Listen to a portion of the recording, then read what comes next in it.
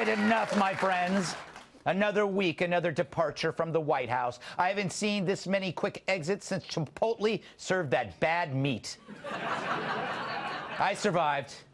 This administration has had more lineup changes than Van Halen. If Sammy Hagar becomes chief of staff, I am out. He was no David Lee Roth. Now it's Rex who gets X'd. There is major breaking news this morning from the Trump administration. Just moments ago, the president announced that Rex Tillerson is out as Secretary of State. Ousted would be more accurate here, to be replaced by the current head of the CIA, Mike Pompeo. I'm sad. I, for one, loved the guy. He had the voice of Sam Elliott and the sturdy body of John Goodman. He seemed like the kind of dude who could change a tire with his bare hands and crush a can of Pabst on your forehead while doing single arm curls using a fat teenager. But here's some advice, Rex. Don't do Celebrity Big Brother.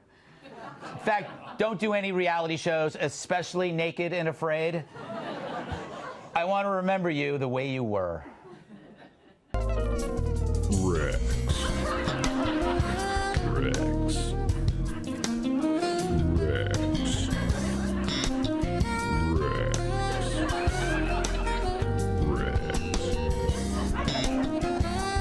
See what I mean? Now, his replacement is Mike Pompeo, and Pompeo's replacement is Gina Haspel. Say what you want about this pair, they ain't Ozzie and Harriet. Judging by the media's frazzled, fearful response, it's more like Bonnie and Hitler. Should her tenure at the CIA overseeing, for that period of time, the controversial torture program, should that be a black mark on her? There have been many public stories linking her to torture. There's not much else that we know in terms of behind closed doors stuff from Mike Pompeo's time at CIA. When he has had to speak publicly, sometimes he's said things about Russia that are completely untrue. I have a golden rule. If your chief complaint is that these people are too hard on terrorists, not a complaint I listen to. That's what I call an asset to be treasured, so go screw yourself. No, these two, in my opinion, these two seem perfect together. They're like a fearsome tag team in the world's most unstable octagon, Earth. It'll be the most exciting confirmation hearing ever. Sunday, get ready to go undercover and over the top as the creators of the White House Rumble extravaganza present the Confirmation, Annihilation, Domination. Move over, intelligence, because it's Gina the not-a-guy spy Haspel as she joins forces with Mike the Super Potato Pompeo. It's the greatest tag team since Salt and Pepper, and together they're making America safer than a celibate germaphobe's book club. They won't even say the word espionage because it sounds too French. Plus, the first 100 people to arrive get a free cyanide capsule. And there's no need to sign up because they already know your personal information. It's the Confirmation, Annihilation, Domination. Yeah!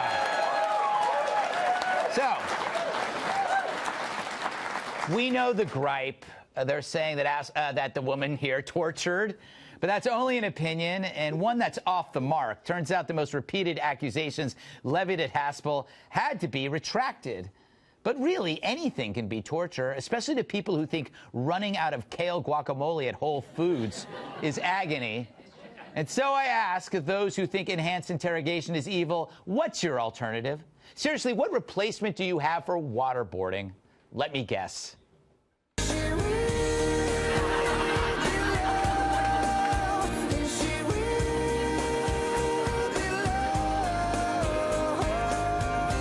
I agree, that is worse than waterboarding. Bottom line, if you got to make a terrorist talk in order to save lives, then everything should be on the table, including thumbs, toes, and noses. A lot of media critics have the luxury of not having to face such dilemmas. No, in their shiny studios, they parrot the same old pointless phrase, but we're better than that. Well, I'm not. I'll admit it. I am what's called a bad person. Terrible, even. The media, however, acts as if getting down in the street with your enemy only makes these terrorists hate you more. Sorry, I can't see how they could do worse to us than 9/11. Yeah, I'm sure ISIS wished we'd stuck to the high ground, because then they'd still be creating selfie sticks out of Westerners' heads. So if we hurt their feelings or their faces, so what? For once, let's proudly and loudly say we're not better than that. Because under Trump, it seems to be working. We didn't lower the bar. We removed the damn thing. And good stuff's happening. All right. But if you must, then by all means say we're better than that, while the patriots who think otherwise continue to save your ass. Cheering for torture. All right, let's welcome our guest. She's so smart, she left The View. Author and columnist Jedediah Bila. Well, he's so sharp that ninjas throw him at their enemies. Washington Times opinion editor, Fox News contributor, Charlie Hurts so good. Hurts so good. Her favorite beverage is a kitten's tears. National Review reporter Kat Timpf. And Infertyrus, ready to quip and shoot from the hip, writer and comedian Chris Freed. All right, Jedediah, welcome back to Fox News. I have a very important question. The View. Who had the worst breath? Come on. You were... Probably me, because I used to eat right before the show, so I probably... What a cop-out.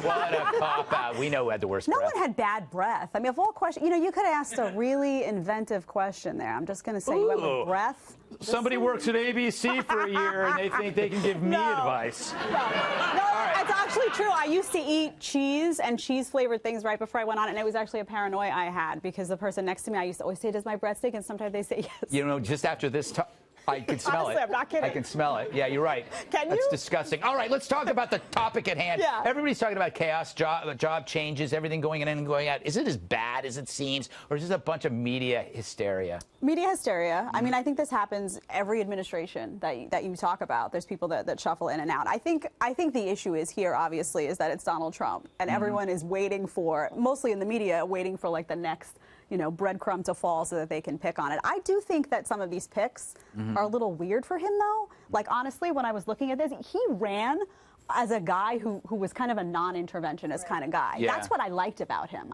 Because I'm a libertarian. I don't want us nation building over there and changing up leadership. And now he's picking these really hawkish people. It's interesting. So Like it's Bolton. interesting. Like Bolton and him are not on the right page, Pompeo, same page. Yeah. I mean, even this lady with the waterboarding, like waterboarding or not, I mean, she seems very hawkish to me. This doesn't fit the brand. I don't think she ever waterboarded anyone. I think the ProPublica had to retract a lot of things, Charles, that they said that she had done. Charles, you have a choice. Choose your adventure. You can talk about the confirmation hearings. How's that going to be? Daniels? What? Or Stormy Daniels? Well, you can talk about Stormy Daniels if you like. I do have Stormy Daniels. I do have Stormy Daniels I didn't want to news. get ahead of myself, but yeah. Yeah. Go ahead. No. What were you? No. What are my options? Talk about the confirmation hearings. Is it going to? Are these guys going to sail through? No. This is what. First of all, Donald Trump, he picks these people that are in disagreement with him, yet he gets clobbered in the media for being somebody who only surrounds himself by yes men, and the evidence for that are all of the no men that he surrounds himself by. And so the guy can't win either way. And I agree with you. The media just makes this stuff up. But one of the things that I think Donald Trump has always been so brilliant about the guy, he is so good at picking the right fights at the right time, and this is the best fight to pick by having confirmation hearings for your Secretary of State and your Director of the CIA as we're going into talks with a militant nuclear nation that wants to erase us from the. And Democrats are going to be, well, we don't like this, we haven't gotten all the transcripts, and America's going to be like, shut up, give him what he needs. Yeah, that's true. They're going to speed it through. Kat, I know you love enhanced interrogation, so this is a breath of fresh air for you. I agree with Jedediah. I'm also a libertarian, and I don't like to see all these hawkish people going in. It's not just the torture stuff. It's also Mike Pompeo. He's very supportive of unconstitutional spying through the NSA. Which I'm for. Which you like. Which he loves. He's all Which he for that. I said I'm a bad person. Which I'm not for, which is why Greg gave me that wonderful question.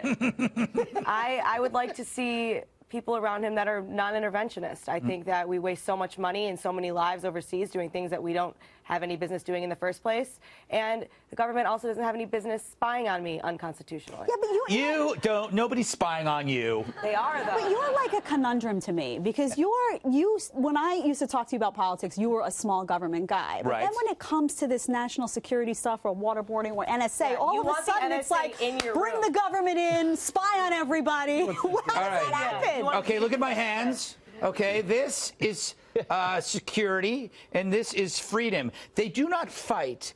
They hold hands. Oh, my goodness. Thank you very much. Chris? That's not true. No, they do hold hands. They're like siblings who just go a little too far at times. It's a domestic threat to security. I got to get Chris or Tyrus. Yeah. Anyway, no, Chris, were you surprised? Were you surprised that Tillerson was fired? Are you surprised that Trump just doesn't care anything? No, that's not surprising at all. I'm more surprised. I don't have a reaction to the torture thing. I don't like. So back when she was doing that, it was kind of legal, or I don't know. Yeah. Was it legal, or just don't ask, don't tell, or whatever it was, they did it, and then the rules changed, so she probably won't do illegal stuff. So you know, in the NFL. Like before, they used to not have as many helmet-to-helmet rules. Yeah. And then when they changed that, they didn't fire all the players because they think that they can't help themselves. They're just going to go around headbutting, and you know. So you play by the rules. I don't know. But does it bother anybody that the allegation is that she wanted to destroy those tapes of the waterboarding? I don't think, I think that's not entirely true. But if that were true, I mean, that should be a problem. Look, there are a lot of tapes I want to destroy. Right, but we've all been yelling, that's probably true, but we've all been yelling about Hillary Clinton for how long, that they took a jackhammer to the old devices. Like, we don't want someone destroying evidence and transparency. That's a great transition because we are going to be talking about Hillary in the next block. Apparently, somebody learned something at The View. I wanted to talk about Stormy Daniels' mom. Oh, yeah. The fact that she said that if Donald Trump should keep running and she would vote for him every time. No. So I realized this is the first time the mother of a porn star is proud of what her daughter did, which was Donald Trump.